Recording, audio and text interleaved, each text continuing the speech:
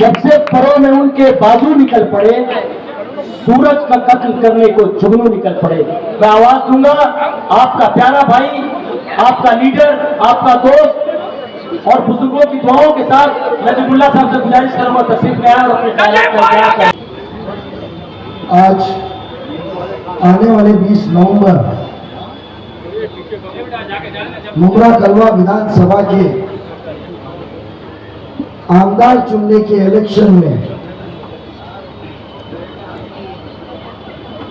आपके ख्यालात हमारे आपके सामने पेश करने के लिए और हकीकी तौर में इस हल्के का मुस्तकबिल बदलने के लिए इस सभा को जो आयोजन किया गया उसमें मौजूद हमारे फरीद डोगरे साहब, तकले ताई, वो हमारे गोपीनाथ चिंचोलकर साहब, आशा ताई, अवेश भाई गुलबार, सुदाम तकले जी, हमारे आरिफ डोंगरे साहब, मंसूर डोंगरे साहब, फारूक संजय गौनी जी, इस विधानसभा के सदर, मेरे सभागृह के साथी मेरे भाई जफर भाई नुमानी जी, इस हल्के के आपकी गांव की बेटी जो बहुत ही खूब और बेबाक से मेरे साथ में महापालिका में काम करती है, हमारी अश्विन भाभी, इब्राहिम भाईजान, अजीज भाई, मुमताज शाह जी, हमारी नौजवान होनार और उभरती हुई कार्यकर्ता नेता नेहा नाइक जी, रफीक चाचू, आशिक गर्दे जी, तकी चौलकर और सभी वसीम गुड्डू और जो सभी लोग जो मेरे साथ में मेरे सिपाही, मेरे सिपे सालार बन के चल रहे वो लोग और हाजिरीन जलसे, अस्सलाम वालेकुम। अल्लाह ने एक चीज हमेशा सिखाई है, वालिद ने बताया है कि जो खामियां तुम करो उसको सुधारो भी तुम, जो गलती तुम करो उसके ऊपर रोना नहीं, उसको सुधारने का बेड़ा लो। ये मेरे खानदान ने सिखाया है। इसीलिए जो 2009 में गलती किया वो सुधारने के लिए खुद आपके बीच में आया। जो एक सोच थी, एक फिक्र थी और एक उम्मीद थी कि भाई ये भाई के हाथों से मैं मेरे कौम का, इस हल्के का, हिंदू मुसलमान एकता का मैं तरक्की में लेके जाऊं, एक बेबाक आवाज को मैं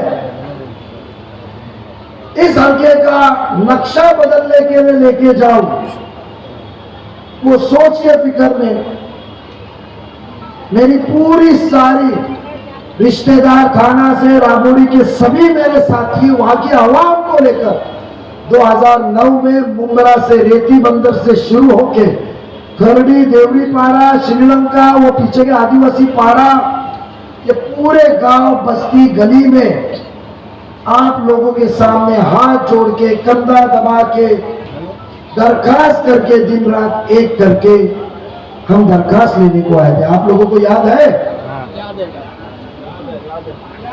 याद है। शर्मीन के हमारे भाईजान मिले उधर, तो शर्मीन सोसाइटी वफा के इधर शामिल, तो आतिक खान से शामिल में ही रहता था ना भाईजान। अरे 2009 की बात कर रहा हूँ, बिलाल पाक मासूम ना वो एक कार्यकर्ता चुन के उसको मदद करने के लिए हमने रखा था। आते वक्त सालों साल में सुधार की बजाय हालत खस्ती होते गई। आखिरी नाराजगी 2019 में भी, मैं 2009 में सुबह शाम 12 से 15 दिन आपके बीच में रहा।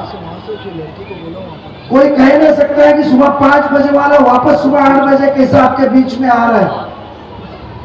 2014 में आखिर के 7 दिन आया।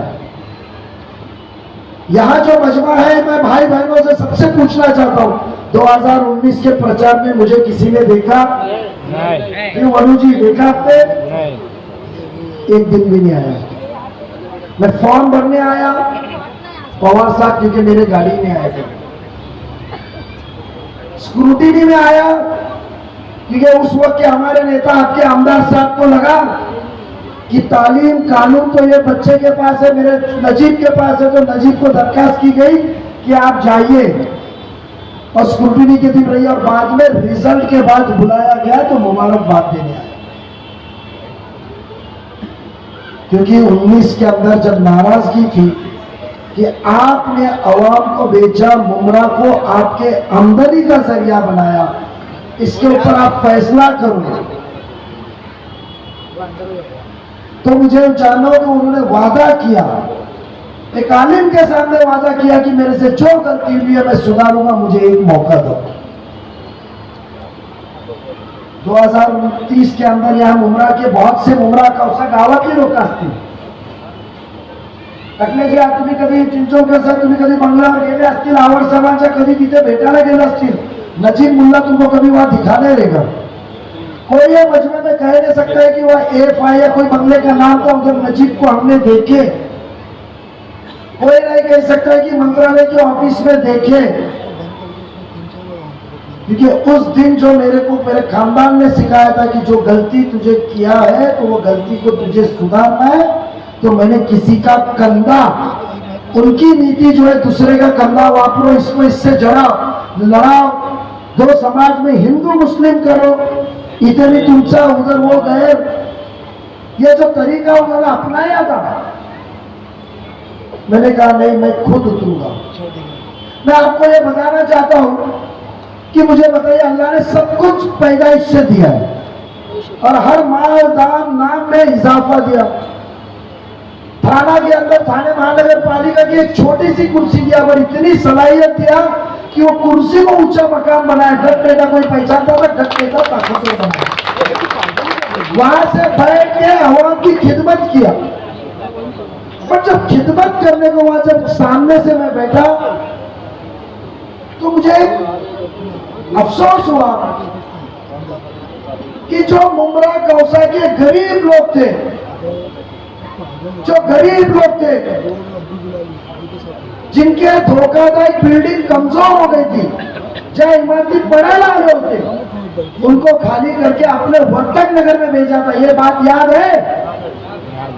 जब मेरे माँ आते थे वहां बुढ़ापे में, वहां से आके बोलते थे कि हमको नजीब दोस्ती के अंदर शिफ्ट कर दो, हमारे भाड़े भरे हुए 12 साल से 10 साल से हम यहाँ भाड़े भर रहे।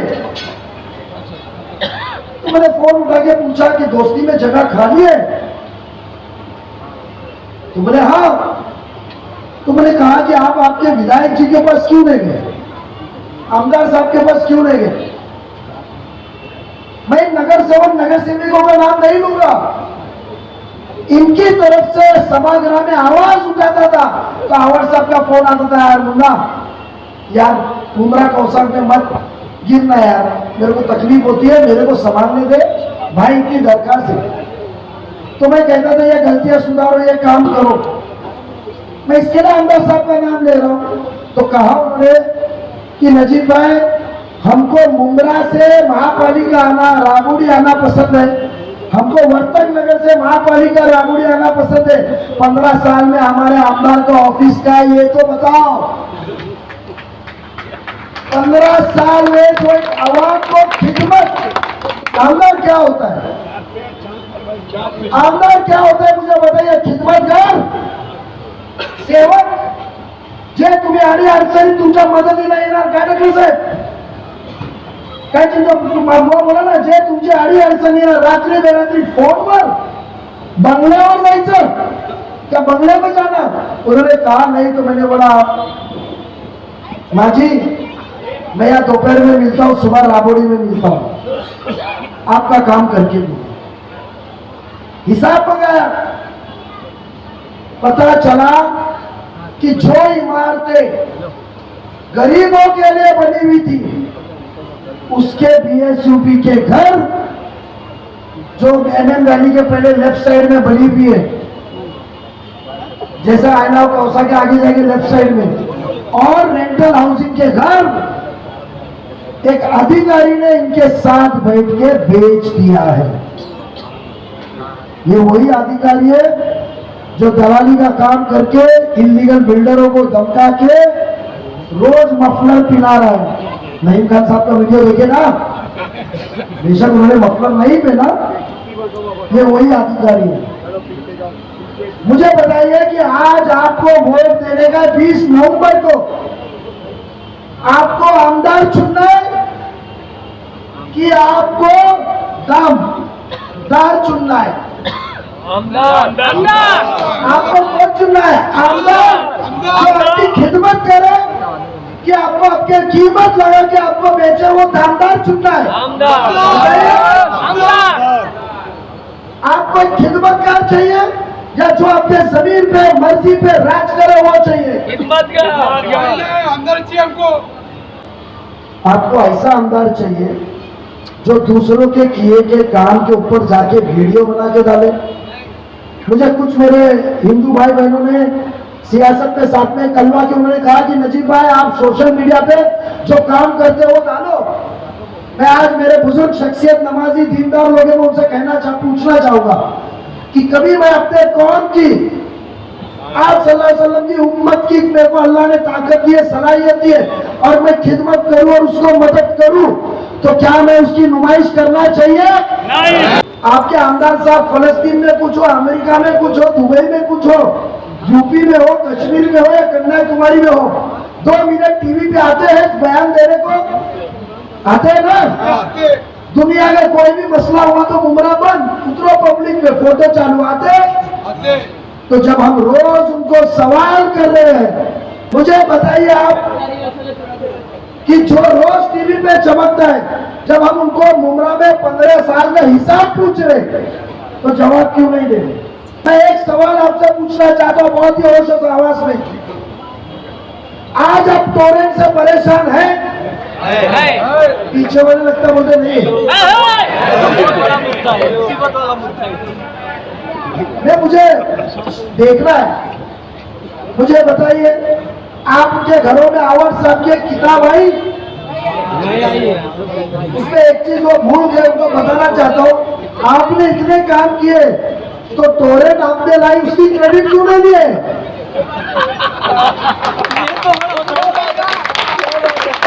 आवाज साहब ने कोई कार्यकर्ता आपके बीच में आए ना,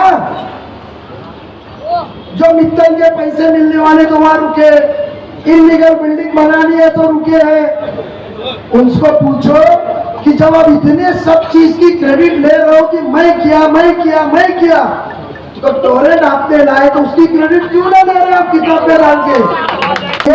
ये कौम को एक ही चीज गुमराह कर सकती है, हिंदू मुसलमान।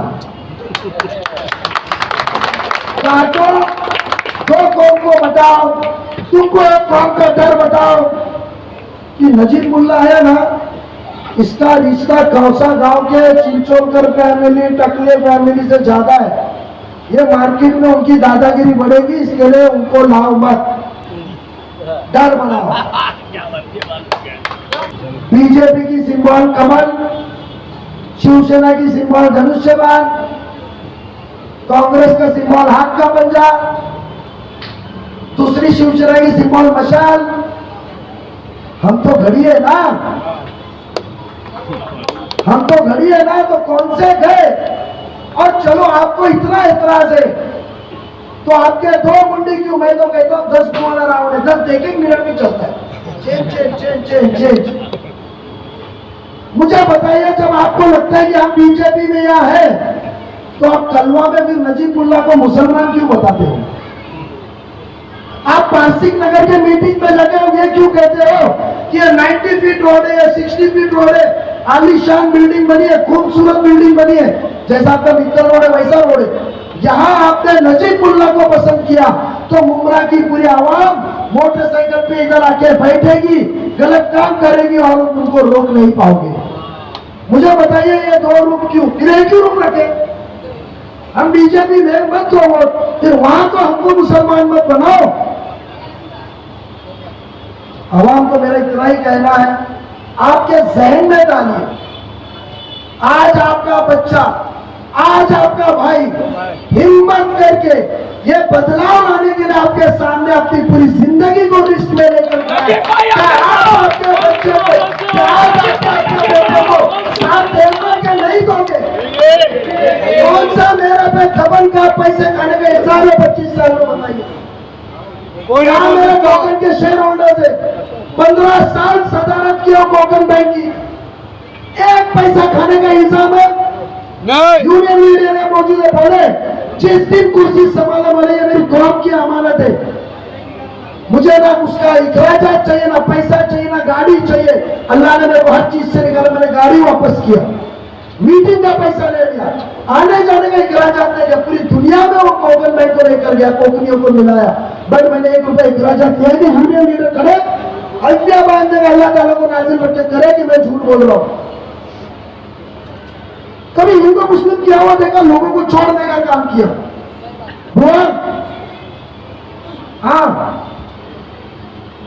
मैं जब गणपतियों में दर्शन देने को गया उस दौरान तो मूर्ति के नजदीक, भगवान के नजदीक आपकी श्रद्धा जिधर है वहां जाके मैंने नमस्कार किया। जिस वक्त मुझे आगे वाले सिर्फ बताया तो उस चीज को रोका। पर बताओ कि मेरा मुस्लिम भाई परेशान है, नमाज के वक्त गणपति निकल रहा है, गुलाल उड़ रहा है, पटाखे बज रहे, और एक मेरी छोटी सी चाहत से मेरे हिंदू भाइयों ने मेरी मोहब्बत से छोड़ के पूरे गुलाल बंद कर दिए, पटाखे बजाना बंद किए।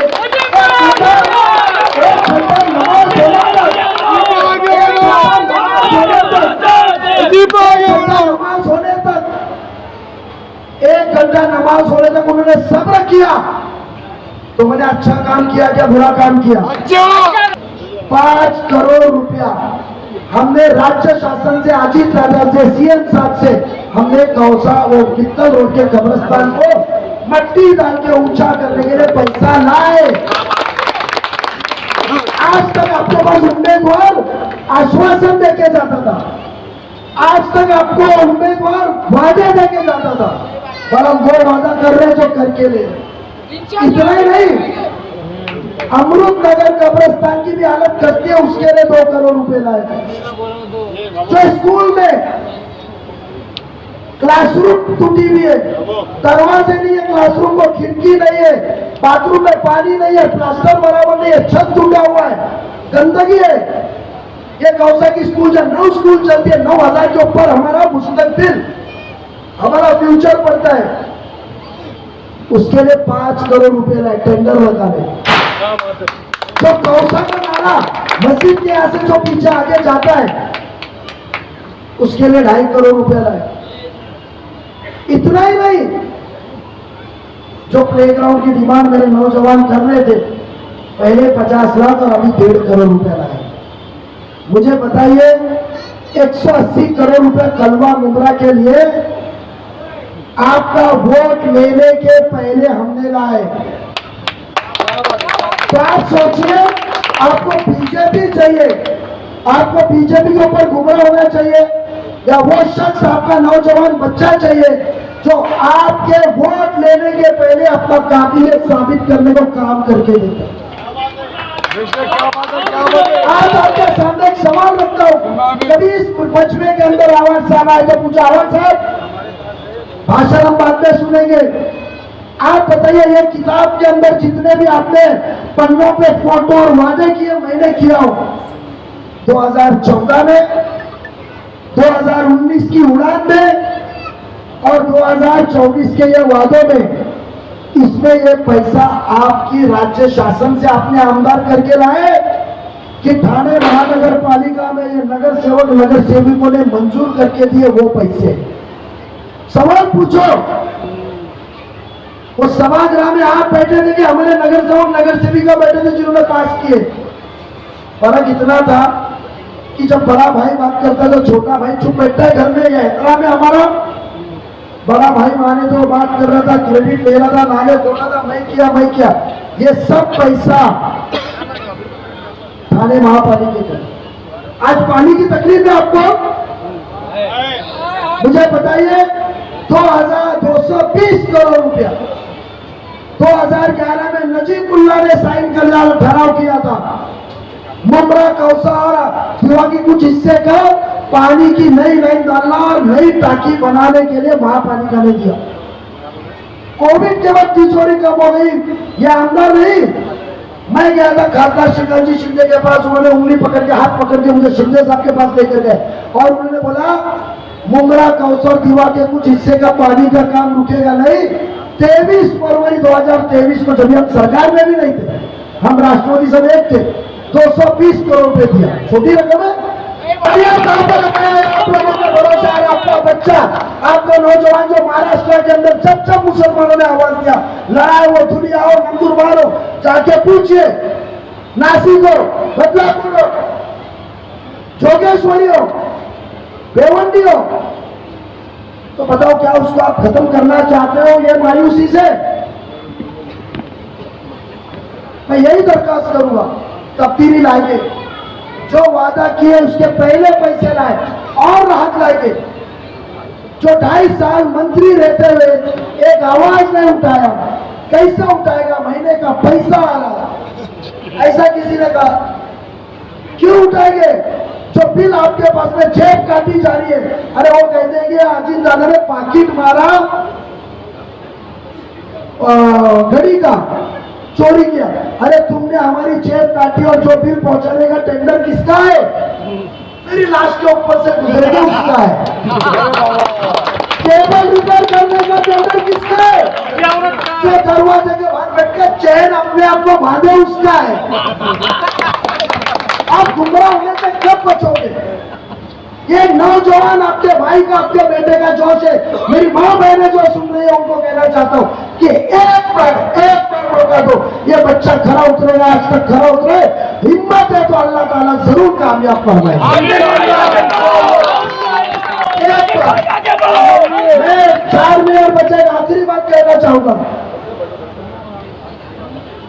कि साहब, आपको हमेशा हिंदू मुसलमान करके बांटा गया, मगर फर्क मेरे हिंदू भाई बहनों का कलवा के, वो कहते हैं हम ये ढांचे में अभी आएंगे नहीं, हम भी होशियार हो चुके हैं। क्योंकि उन्होंने मुझे वीडियो बताया एक आवाज साहब का, जो 2 मिनट पहले कह रहा है 21 जनवरी 2024 को कि जहां बाबरी मस्जिद शहीद हो गई थी, मुझे अफसोस है कि यहाँ कमी है, लोग ने मंदिर बना दिए, गलत हो गया। मैं मुसलमान कौम की दर्द को समझता हूँ। और 4 घंटे बाद कलवा बोलता है मैंने 1 लाख लड्डू बांटा है।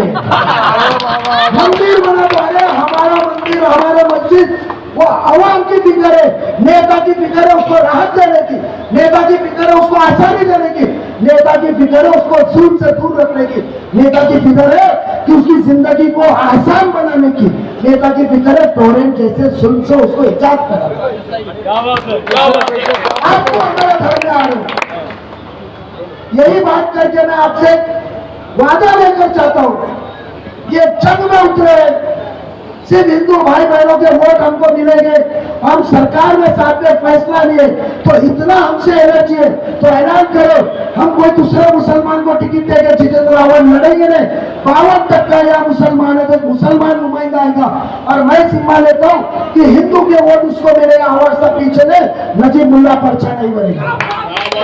तो बैठे मेरे तमाम बुजुर्ग, मेरी बहनें, मेरे नौजवान, और इंशाअल्लाह अगर अल्लाह ताला की मर्जी रही और आप लोग की दुआएं रही तो आने वाले आमदार जनाब नजीब मुल्ला साहब, मैं आप तमाम लोग का तहे दिल से शुक्रिया अदा करता हूं। सबसे पहले तो मैं शुक्रिया असली दाऊद मैडम का, इब्राहिम दाऊद साहब का मैं शुक्रिया अदा करना चाहता हूं कि आपके गांव की बेटी, आपके गांव की बहू बेटी जिसने इतना बड़ा प्रोग्राम लगाया, मैं मैडम आपका तहे दिल से शुक्रिया अदा करना चाहता हूं। नजीब भाई, मैं आवाज से फिर एक बात पूछना चाहता हूं, जो लोग अपनी निशानी नहीं बता सके वो मुगरा पैसा के लोग इंतजामों की क्या बताएंगे? ये बता सकते हैं क्या? जिनके पास अपनी निशानी बचाने का कोई रास्ता ही नहीं है, वो कहते हैं मुगरा के लोग इज्जत आबरू को बचाएंगे। कितना बड़ा झूठ बोलते हैं आप साहब। मैं आपसे पूछना चाहता हूँ, नजीब भाई, मैं अभी आ रहा था, कुछ बच्चे मुझे मिले, बोले जफर भाई हमारा ग्राउंड क्या है? बोला आवाज साहब से पूछो, कि आवाज साहब आप जिस बच्चे के मुंडन में गए थे और जिस मुस्लिम बच्चे के खतने में गए थे, आज वो बच्चा 15 साल का हो रहा है, वो पूछता है कि हमारे शहर का ग्राउंड कहाँ है? वो ग्राउंड तो दो। अरे गुमरा शहर को ग्राउंड को दो, ग्राउंड भी नहीं दे रहा।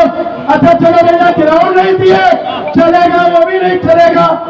हमारी बहनों ने, हमारे बुजुर्गों ने अपनी बहन बेटियों के लिए सोना चांदी जेवर बना करके रखा था।